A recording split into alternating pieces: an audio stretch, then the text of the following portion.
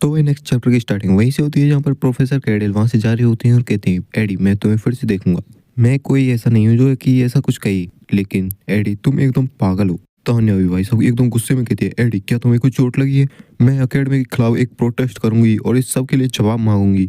देखो तो सही मेरे भाई की कैसी हालत कर दी। डायके भी उसी की ऐसी हालत को देखकर सोच रहा होता है यह तो काफी बुरा हुआ, लेकिन तभी वह कुछ नोटिस करता है और देखता है एडी के पाँव की तरफ जहाँ पर उसकी वर्फ होती है बिल्कुल भी नहीं पिघली होती। उसी से वह अंदाजा लगा लेता है कि इसने कोई फायर टाइप मैजिक का इस्तेमाल किया ही नहीं था, बल्कि यह तो होली मैजिक को इकट्ठा कर रहा था बैक फायर करने के लिए, और वह कोई फायर मैजिक नहीं था। मैं सोच भी नहीं सकता अगर मैं इन दोनों को नहीं रोकता तो आखिर कौन होता इस फाइट का विनर।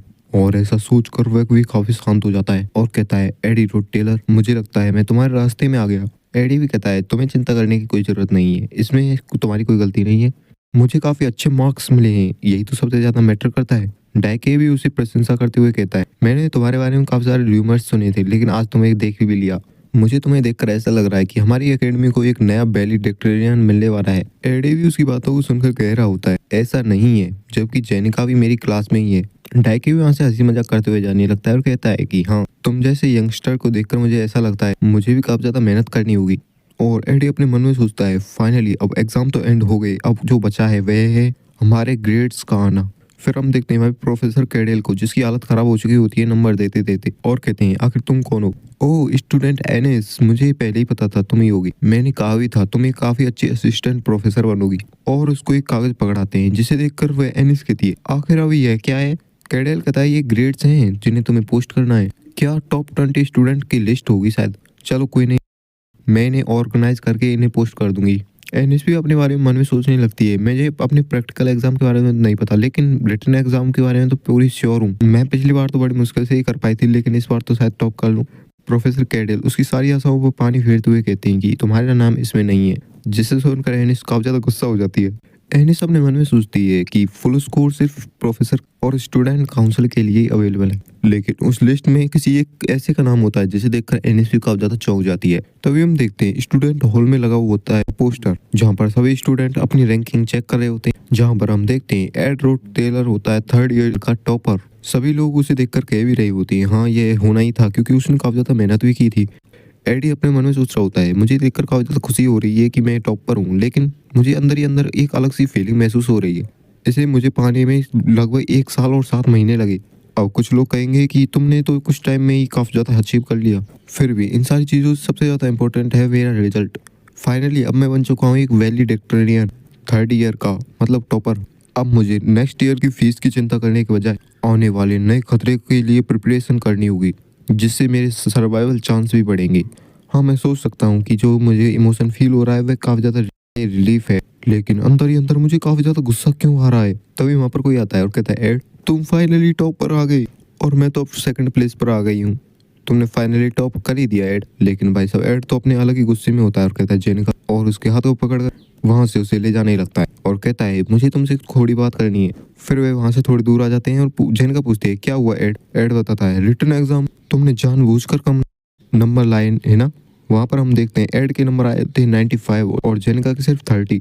तुम मुझे ही टॉप करवाना चाहती थी है ना। जेनिका कहती है क्या ये ऑब्वियस नहीं है? स्कॉलरशिप तो मुझे वैसे भी नहीं मिलती क्योंकि मैंने डिसिप्लिनरी रूल्स को तोड़ा था और मैंने अपने डॉर्म को भी छोड़ दिया है, और इसके अलावा मैं लोगों की बढ़ी हुई एक्सपेक्टेशन से काफी ज्यादा डरती हूँ। फिर मैंने इसके बारे में सोचा और मुझे महसूस हुआ कि और मुझे टॉप पर नहीं आना। तो इसमें ऐसा नहीं है कि तुम्हारे जो नंबर्स थे टॉप पर आने के लिए अच्छे नहीं थे, मुझे तो ऐसा लगता है यार तुमने काफी ज्यादा मेहनत की और काफी अच्छा काम किया। फिर एडी इसकी ऐसी बातों को सुनकर शांत हो जाता है और कहता है थैंक्स जेनिका, इस सब के लिए तुम्हारा काफी ज्यादा शुक्रिया, मैं तुम्हारे इस काम को कभी नहीं भूलूंगा।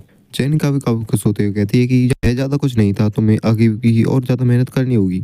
तभी वहां पर आ जाती है एनिस और कहती है तो तुम यहाँ पर हो। जेनिका एनिस से पूछती है आखिर तुम यहाँ पर क्या कर रही हो एनिस। एनिस कहती है तुमने कहा तो था हम तीनों बेकरी पर चलेंगे, वहां पर मैं तुम और क्लारा। जेनिका तुम बड़ी जल्दी भूल जाती हो सब चीजों को।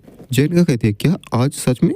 और उसके हाथों पकड़कर उसे जल्दी से ले जाने लगती है और एडी से भी कह जाती है कि मैं थोड़ी देर के लिए जेनिका को अपने साथ ले जा रही हूँ एडी। और उनके जाने के बाद एडी थोड़ा शांत होता है। फिर देखा जाता है शाम का सीन जहाँ पर एनिस जेनिका से कहती है जेनिका तुमने सब चीज खराब कर दी। जेनिका भी उसकी ऐसी बातों को सुनकर काफी हैरान हो जाती है, कहती है मैंने क्या गलत कर दिया? मुझे पता है कि तुम्हारा कुछ भी गलत करने का कोई इरादा नहीं था, तुम तो सिर्फ एडी के लिए सबसे अच्छा काम करना चाहती थी। मैंने एडी का स्कोर देखा था, मुझे पता था अगर तुम ज्यादा नंबर भी लाती फिर भी वह टॉप करता। जेनिका भी उसकी ऐसी बात को सुनकर काफी ज्यादा खुश हो जाती है और कहती है क्या सच में उसने तो आपकी बार काफी ज्यादा मेहनत की थी, वह तो सच में टॉपर बनने के लायक है। एनिस कहती है लेकिन तुम्हारी वजह से अब वह ज्यादा खुश नहीं है। इस तरह एड टॉप पर नहीं आए बल्कि तुमने सिर्फ उसे टॉप पर रख दिया है। हाँ ये सही है जेनिका, तुम्हें इसके बारे में जानना चाहिए। एक टॉपर बनना ही अच्छा नहीं। तब वह पीछे देखती है और शांत हो जाती है, जहाँ पर जेनिका सारी बातों को समझ चुकी होती है, नीचे मुंह करके बैठी हुई होती है। जहाँ पर एनिस उससे कहती है कि क्या तुम उस पर भरोसा नहीं था जो तुम इतने कम नंबर लाई ताकि एडी टॉप पर आ सके। अगर तुम ही उस पर भरोसा नहीं करोगी तो और कौन करेगा। तभी सीन शिफ्ट होता है, हमें देखा जाता है एडी का कैंप सेट का सीन, जहाँ पर एडी सोच रहा होता है एक टॉपर बनना चाहता था, किस लिए, सिर्फ सरवाइव करने के लिए। अब आखिरकार चाहे मैं टॉपर कैसे भी बना इसमें मुझे क्या फर्क पड़ता है। लेकिन ये गुस्से वाली फीलिंग जा क्यों नहीं रही फिर। लगता है मेरे लिए सर्वाइविंग से भी ज्यादा कुछ है। ऐसा ही कुछ मुझे तब महसूस हुआ था जब प्रोफेसर कैडेल के साथ मेरा ड्यूअल हुआ था।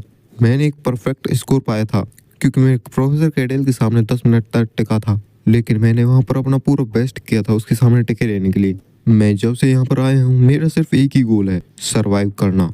लेकिन अब मेरे लिए और भी काफी सारी चीजें मायने रखने लगी हैं सर्वाइवल के अलावा। लेकिन अब यह मेरे लिए मैटर नहीं करती। सेमेस्टर एंड हो चुका है और मुझे अपने सर्वाइवल के लिए और भी काफी सारी चीजों को तैयार करना होगा, चाहे ये चीजें मुझे पसंद हो या ना हो। मुझे ये सोचना होगा आखिरकार अब मैं कैसे सर्वाइव करूंगा, क्योंकि मैं जाने वाला हूँ लॉर्ड टेलर मैंसन में। फिर हमें दिखाया जाता है रॉयल पैलेस का सीन। तभी किंग कहता है तुम्हें लॉर्ड टेलर मैंसन जाए हुए 5 साल हो गए। लेकिन सामने वाली लड़की कहती है कि फादर मैंने सुना है कि फियोनिया भी वापस आ रही है सिल्वेनिया अकेडमी से। क्या यह शर्म की बात नहीं होगी अगर मैं उसे बिना मिले ही चली जाऊं। राजा भी कहता है कि हाँ मैं तुम्हारी बातों को समझ सकता हूँ, लेकिन लॉर्ड टेलर मैंसन में जाना तुम्हारे टाइम का सबसे अच्छा उपयोग होगा। और वह लड़की भी अपने मन में सोचने लगती है मुझे लगता है ये फादर मुझे अपनी फियोनिया बहन से अलग करना चाहते हैं, लेकिन लॉर्ड टेलर हाउस इस पूरी कंट्री का सबसे बड़ा हाउस है और ये एक ऐसा टूल है जिसे मुझे मास्टर करना होगा जबकि मैं एम्पर बनने वाली हूँ। काफी सारे नोबल्स ने काफी सारी पार्टियों को ज्वाइन किया। सब नोबल्स को रैंक किया जाए तो उनमें लॉर्ड टेलर फैमिली सबसे टॉप पर आएगी, क्योंकि उनकी फैमिली में पैट्रिया केयरपिन और सबसे youngest student council president Tanya. और हाँ उनका एक बेटा भी है, लेकिन उसे तो फैमिली से निकाल दिया गया है, उसके बारे में चिंता करने की कोई बात नहीं है। तो फिर वे वहाँ से जाने लगती है और हमें बताया जाता है उसका नाम होता है सीलाहा। इसका चैप्टर यहीं एंड होता है, तो नेक्स्ट चैप्टर जैसे ही आएगा मैं डाल दूंगा।